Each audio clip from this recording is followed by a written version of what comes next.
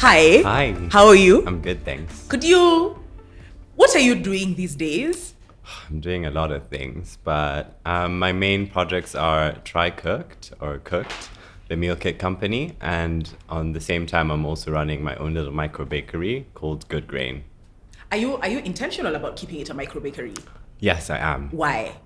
Because I don't have the bandwidth just yet to grow it into a full-on bakery, and I initially have committed my time into growing Cook first. So I want to take my time in terms of growing Cooked and getting it to the stage it needs to be. And also for me, Good Grain is more of a passion project, so I'm totally okay keeping it small. Yeah. I think one of my worst habits Yeah. is that I just kind of jump into a conversation and then I'm like, okay, we Yeah. need to establishment, context. Yes. So could you please tell people your name, your name, and then like how you got into doing these two incredible initiatives that are both kind of centered around food. Yeah. So my name is Bond Macharia. I am a chef, and how I got into it, oddly enough, was because of the pandemic. So I was working for the Trademark Hotel before, and I was working for the HEVA restaurant. And when the pandemic hit, like all hospitality industries took a toll. So I had to go on leave, and in the midst of just like trying to find out what to do with my time and also make some money, I initially started off with a Good Grain. It wasn't called the Good Grain. It was just me selling bread to friends and family. And then that slowly picked up, and I was like, wow, actually my sister is the one who pushed me. And she's like, you need to turn this into a business and you shouldn't go back to work. And I'm like, oh my God, I'm not ready to take that step. And then through like conversations, one of my sister's friends, who's my business partner now, Noni, reached out to my sister and told her about this project that she was working on. And she was like, oh, I think you should have a chat with my brother. It could be something that you two could potentially work. And so she reached out and she told me about this meal kit company and what the concept was in terms of making food cooking for people more convenient, and also the planning and the prep behind it. And I was like, yeah, this sounds interesting, and it's like nothing I've ever done before. I could get behind that. And also what I liked about it was that I initially was coming in terms of like the creative and development, which quickly changed because as a startup, everyone has to do everything, which I love. So you learn so many things. So that's how it all started. And yeah. That's amazing. Yeah. What's the most interesting thing you've learned about like working in this context and then giving people meals that are more convenient for them to cook? The most interesting thing I've learned. Okay. So initially, like the meal kit concept, it's like super big in like the Western world or whatever. And when we first started, like we started off like in my apartment, like sending out kits. So, and we would call back people and ask them for feedback. Like, what did you think? How was your experience? And interestingly enough, Kenyans always have great feedback and they're very honest. So they're like, I think it's nice, but I mean, am I paying you guys to just do groceries and give me a kit and I still have to cut all these things? And they're like, we don't want to do all that work, majority of people. So we went a step further and we started prepping all this stuff. So from the cutting to the dressings and like really doing the details that some people find monotonous. And then we found that people are like, yeah, I feel like this is value for my money. Like, yes, you're giving me the ingredients, it's already prepped, it's portioned, and all I need to do is assemble it. And then they enjoy more the process of putting the food together. So that was like one of my biggest takeaways. Yeah. That's really interesting to learn about Kenyans. Yeah. That we find the value in when everything is already done. Yeah. Then you're coming to put it together. Exactly. Okay. Yeah. Which also, to be fair, is how chefs work. Yeah. So it was actually interesting. It was great given my hospitality background. It's like going back and taking something from the kitchen in terms of prep and how to organize it and everything. Yeah. Okay. One of the reasons that I was really excited to talk to you about this kind of topic and what we're kind of exploring is the ways Africa is more and more showing up in the world. Like Africa has always been there, but I think we're now talking about visibility at a scale that wasn't there before, and like more positive visibilities because all of the stuff before, like to be fair, was like gross, Yes. and racist. Yeah. And to be fair, we're going to be dealing with all of that stuff for a while more. But with regard to food, it would really be interesting to know, what did you find about food experiences and the ways in which people engage with food that was both the same and different when you went to work in Faviken in Sweden, and then when you came back home and you were like now thinking through creating food experiences for people at home? Okay, I think the biggest takeaway, like in terms of Faviken, was an application I made and I kind of forgot about it. Like I didn't get a response, and one day I got an email and saying that they would love to have me. And I think the biggest thing I applied to them, one was on Netflix, and I was like, wow, this place looks super cool. And then two was, it's like a cuisine that I had no idea what it was about, and it seemed super foreign to me. So I thought it would be interesting to go to learn, and I like the whole concept of using like what's around them. So basically when I got there and seeing how structured they were and how they really like thought everything through and about like their systems. And Magnus, who was the chef there, you could tell that he really put a lot of emphasis in like why things are done a certain way, why we're using this with this dish, and which season is it that we're using it, and all that. And so when I came back home and I was trying to figure out like what do I want to do in terms of what can I say is Kenyan and is a dessert and whatever, because like we don't really have a dessert history, and like at the same time I also came to realize like that's not our fault. Like we got colonized and all this stuff was erased from our past, so it's like now us trying to figure it out. So I think for me what I took from there was like look around you and see what you have and try and work with that. Basically try and innovate it in a way that you could be more interesting, and also don't do too much to a thing, just keep it simple. And I think that was my biggest takeaway from my experience there. Are there things that you find your home methods are the ones that actually work better than all of the stuff that you've learned from all over the world? Oh yes, for sure. And I think for me, one of the biggest, because I have a really strong baking background, and like being in culinary school and working all abroad and all that stuff, you kind of like don't do like what is home anymore because it's not nice or it's not like fancy, and you kind of forget. And like whenever I used to do like say chapos with my mom, and then I came back and I started to do it, and I have all this knowledge on like gluten and yeast and whatever, and I was like, I'm just gonna do the same process and expect like an amazing result. And like my chapatis are literally like discs. No. Yeah. And like my mom was like, yeah, you work the dough too much. You need to like work it less, and you need to use a lot more oil like when you're layering the dough. You are there trying to be healthy. Exactly. I was like, less is more. My mom is like, no, more is better, like in terms of certain things. And so yes, definitely I think there are ways that we do things here that are good. And I feel like we are always trying to aspire to be like a Western version of everything, because that's what we've been taught is good and it's great. And I'm sure they have great things that they've come up and whatever, but we also have to take ownership of what is ours and also be able to roll with that and innovate it as we go. I think that's an interesting place to talk about this thing that a lot of people who cook claim to do, which is making with love, which is, it's a massive claim, right? Yeah. And so do you feel like it's possible, like the minute you get into food for business, right? Is it possible to make with love at that point? Because that's also a thing that you experiment with and work with. And so how has that panned out for you? So that's a very good question. So I think it's two things. I think we're in a day and age where it's very capitalistic, it's very consumer driven, and we kind of have this notion where we want to romanticize like big companies and all this stuff, and we want to feel personal. So I think that's where the cooking with love aspect comes with a lot of companies. And like even I had a struggle, and I was like, oh, do I really want to go down this route of cooking with love? Because everyone cooks with love, what does it mean? And I think for me, it's more of a personal thing. I think when I say cooking with love, first of all, I have to ask myself, am I where is this coming from? And for me, generally, food is a place of love. And that's how I came to like build this passion, because it was for my mom. She always made things like honestly with love, and she told them through. Even if she's had a long day at work, she still comes, she makes an amazing meal.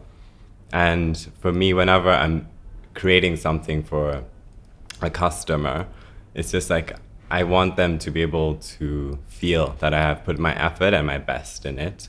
And whenever I know, like, I'm not doing this for love, when the time I'll know it's not for love, like for instance, if I do these like naturally leavened donuts, and sometimes they just don't rise for some reason, and the rise won't be as good, and I'll cancel the order. And I'm like, sorry, I'll give you a refund or I'll postpone your order, but I'm just not gonna give something that's substandard. And that for me is love, like when I know the quality that I want it to be in, and also just being able to bring people joy.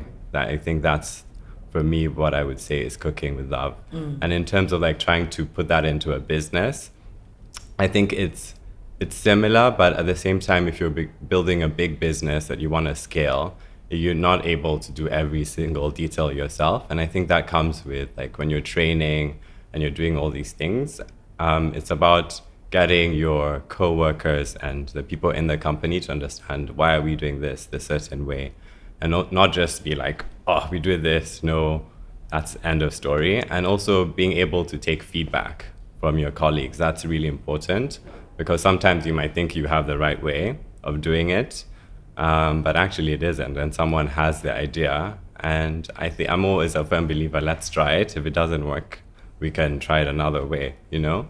And I think that's the whole part of like the love aspect, is just like, let's work together, make this experience good for everyone involved, for people working, to the consumer. Yeah. There's some really interesting things going on in the world right now with regard to everybody being interested in different foods from different places. And one of the things that's, I mean, it's always been a big deal. And I guess, I mean, there's many problematics in the politics, but like the back and forth interest in street food, where a lot of what's considered street food started out as foods that people used to be shamed for, and then now they're kind of coming back. What do you think is happening with regard to street food in Kenya? What do you observe that's interesting for you? Yeah. And what do you think people can really go into if they give it a chance? Okay, that's a good question. I feel that it is becoming more creative in an aspect, and I feel like a lot of people are trying to do different things. I feel like there's definitely scale for it to grow. And I think, especially with Kenyans, we love anything that's fresh. Like, we're not really about processed things, apart from smokies. I'm not sure how. Leave us and our smokies. But generally, I feel like there's room for growth in that market. I wouldn't say I know that much, because I'm not an expert in street food. But I feel like in anything, in any industry, as long as people are willing to try it and people are passionate in doing whatever that they do, they'll always be. And also, Kenya is getting really busy. Like, people want things that are quick and go, and they don't want to go to, I don't know, Pizza Inn or whatever. They want something grab and go. So I think for me, the thing that I'm most interested to see is how it grows. Like, will it always be like Kibanda style, you know? Or will it like become more commercial? And that's the thing, like, I feel like Kenya is constantly grappling. It's just like we have two extremes of different worlds. So it's just like, my dream was just for everyone to meet in the middle. But I don't know how long that's gonna take, or if it's even possible, given to like our political states and like everything that we've been through and are going through. So I guess for me, it's going to be an interesting thing to see, and yeah. Are there like flavors and in particular like food elements that are super underrated that you think this is really a big thing and people haven't discovered it yet? Yeah. I don't know. I think I feel I don't like giving credit to one specific thing, because it's also dangerous to trendify things, you know, also because like what happens when the trend is over and then like people really liked raspberries now, and then tomorrow raspberries are out, but they're still there. Exactly. But then so basically, I think generally, like, we have a lot in terms of like plants, and I know this is like super, like, it's not Kenyan at all because we're all about meat, but I think like it's also good, as much as I think we're also hearing it a lot about in a Western narrative, and that's what just off-putting, like, even for me. But I think there is sense to it, and I think we have like amazing produce, like fresh produce, avocados, tomatoes, all these things. And I feel like if we really focus on like the fresh produce that we have, we could really build something like amazing. Like, there's not a lot of countries in the world that can say they have like fruits and veg throughout the year, you know, and the freshness that we get it. So I think like if we could really do something with it. And yeah, I'm not saying let's forget the meat. I'm just saying let's also remember the greens. The greens and the freshness. Yes. Also because like for greens in particular, there's so many types of greens. Exactly. And it's very easy, even when we've kind of expanded to now there's 3 more greens than the regular like spinach and sukuma wiki. But then there's still a lot more. Yes, exactly. And I think that's also like a lot to do with our histories. Like you think of all the, like, for me, when I think of like greens, I think of like githeri, which is like a really heavy, like hearty stew. I think of mokimo, and it's all stuff that you eat and it's gonna push you and carry you. And it's like, and all of it is super fresh. Yeah, exactly. And it's also like, it's food that like we came up with, or we developed during hardship, like, let's be honest. And like when you eat that, you're good for the day. And I think it's also for us to remember that we're no longer in those times. I'm not saying let's forget it. I'm just saying like let's also explore other things, you know? That's really interesting. Like, what can we make from a place of we're not suffering anymore? Exactly. And so I think that's also like for us to think like, okay, like maybe I try this with that, or like with, I don't know, cabbages. It doesn't have to be cooked down. It could be like super light salad, you know? And yeah, but I think that we just have to find in our own way and our own time. Yeah. What have you noticed with regard to the rise in cloud kitchens, right? And because everybody had to go home, I mean, there's people who couldn't go home during the pandemic, but then there's a whole bunch of people who had to, and then in a lot of ways, the hospitality industry became very, very deeply intimate in those ways. Yeah. Do you think that people who are just kind of cooking in their homes are really giving restaurants a run for their money? Because also restaurants started doing takeaway services, and even restaurants that nobody imagined they would do takeaway services. Are doing it now. Yeah. So like, what's happening with regard to hospitality and food in that sense? Yeah, I think that's a really good point and question. So I definitely think they're giving restaurants a run for their money, but at the same time, I feel like they're offering like the thing that they have in common is that they're both offering food. And I think when you go to a restaurant, one, you're going for an experience. You're going for the ambience, which I think, just to point out, in Nairobi, we're too focused on the ambience and the decor and everything, and not enough on the food. So I think now that's what these cloud kitchens are giving the restaurants a run for their money, because they just have their food, and that's how you shine. Where you're not going to have the fancy like furniture cover up for like whatever mistake has been made on your plate, or like lack of effort. Mistakes on your plate. Yeah. And so I think like definitely has a lot of potential to grow. And I think also what's encouraging a lot of like new entrepreneurs in food is because your overheads are so much less. Like, you don't have to pay like massive rent, you don't have to have like a huge staff, and you have all these like apps and like distributors coming up where you can plug in, and I mean, yes, they take a commission, but you still don't have to pay all these other bills. But what's also difficult in terms of being a cloud kitchen is that, you know, when you go to a restaurant, it's like, in most cases, it's very personal, especially if you know the person at the restaurant, or you know the service staff there, and you have good experiences. So I feel like the aspect I don't know, I'm just saying from if they'll ever be able to achieve that personal touch, given that, you know, when you go to a restaurant, it's like very warm, very inviting, and you go with your friends. But with a cloud kitchen, it feels a bit removed. But I'm sure like people are super innovative. They're trying to, like, with their social media, with their packaging, there's all these ways of giving it more personal touch. Like, for instance, with the Good Grain, like, I remember when I first started, I used to write everyone a handwritten note. And like, I loved doing it. And then it reached a point where I'm like, shit, I can't write all these notes anymore. And yes, I can't write any notes anymore, but I always make an effort, like, to write the names in my hand, or like put a little signature, like have a beautiful day or whatever. And I think whether you're in a restaurant or you're in a cloud kitchen, there's always ways of just like thinking an extra step to make the customer feel special. And yeah. I think one of the more technical elements with regard to cloud kitchens in particular is the ways in which restaurants are held to certain standards with regard to food handling. But because like if you started cooking in your house because you're good at cooking, you're not necessarily using restaurant level food handling and all of that. Yeah. And so do you feel like there's places where people can go and learn that without having to go to chef school? Yeah, interesting. I mean, yes, I feel like there are places. I know there's Curated.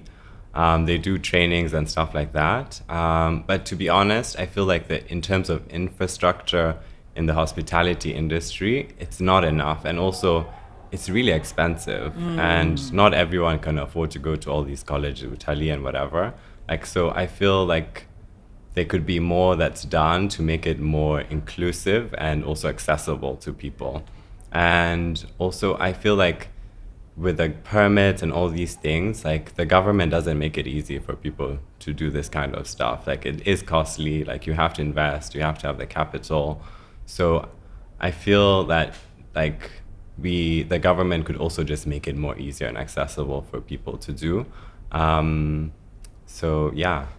I think one of the places that has been lagging behind with regard to this kind of food and hospitality industry is locally made alcohols, and not like your beers, but it would be like maybe your wines and your spirits, because like there's the things that people say, okay, the home one isn't high quality, the imported ones are higher quality, and so which needs to stop, right? Yeah. And that's while also there's all of that stuff where then the brews that people made at home are demonized, and again because of all of this colonial stuff. And this conversation is making me like realize afresh how political food is, right? And it's not just the colonialism that made everything so bad, but it's also very much about like the rating, how you rate food from here, food from home, you know, and that then now for things to change, how are we going to have to bridge that gap of, will we have to start making wines? Will we have to start making spirits? Will we have to gentrify things? Is gentrification a must? Why can't we just go back and drink like the busas and whatever? You know, so I just wanted to hear what that conversation kind of brings up for you. Yeah, I mean, I think it's a very interesting one. And I like what you said about like the standards aspect of it. And people are saying like, oh, this is homebrew. Like, it's not this, of course it's not the same standard. Like, duh, it's like it's made at home.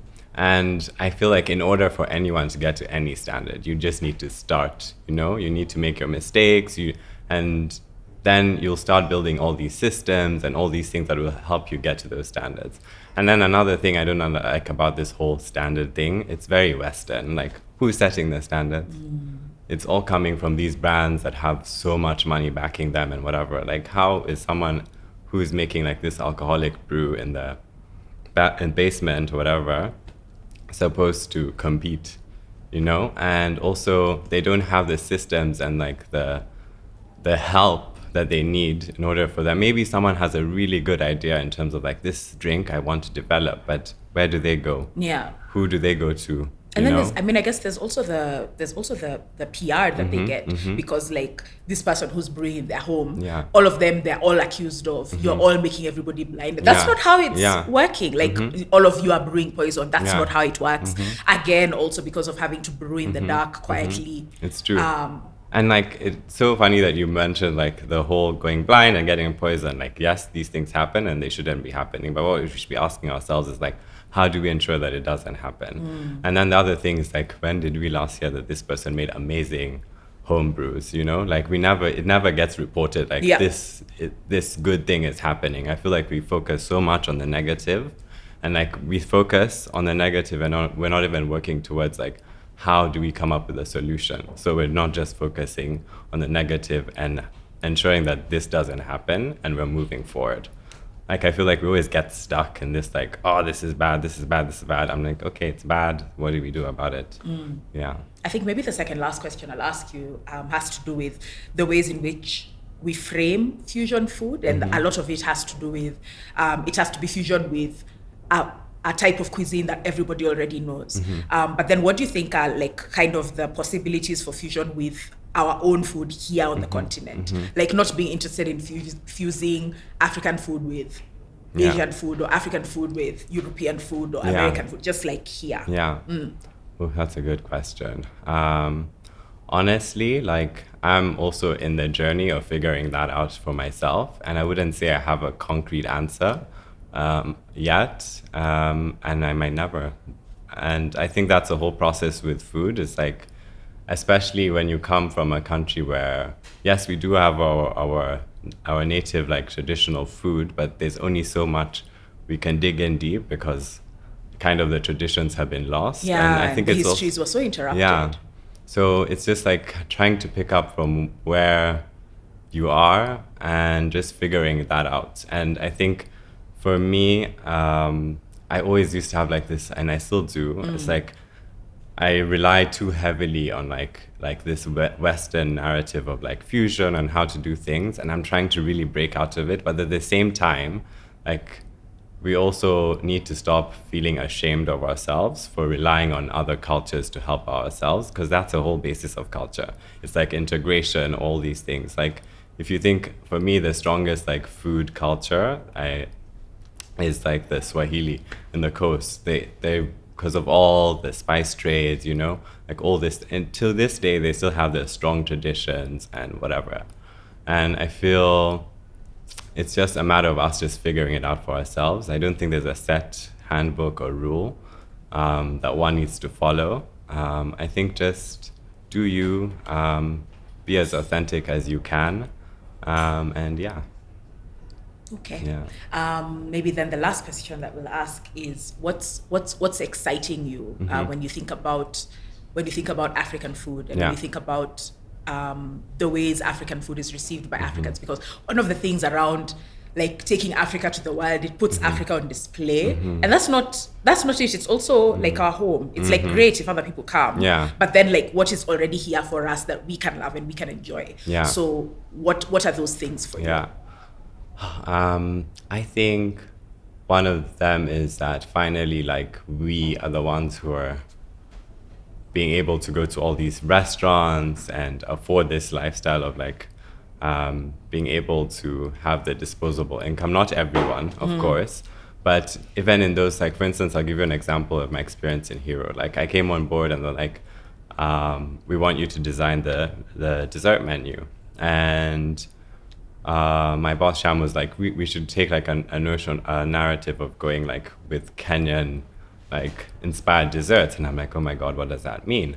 And I was like, I don't have any specific recipe that I can go back. So I'm gonna go back and create based on like what I loved or what I thought it's relatable to Kenyans in terms of like their childhood. For instance, one of them, we did like this roasted maize ice cream, and like everyone loves roasted maize. And I was like, let's make this an ice cream. So we roast the maize, we turn it into the ice cream, we infuse it, and then we take it again, we grind it and make it into a crumble, and then the roasted maize goes with the maize crumble.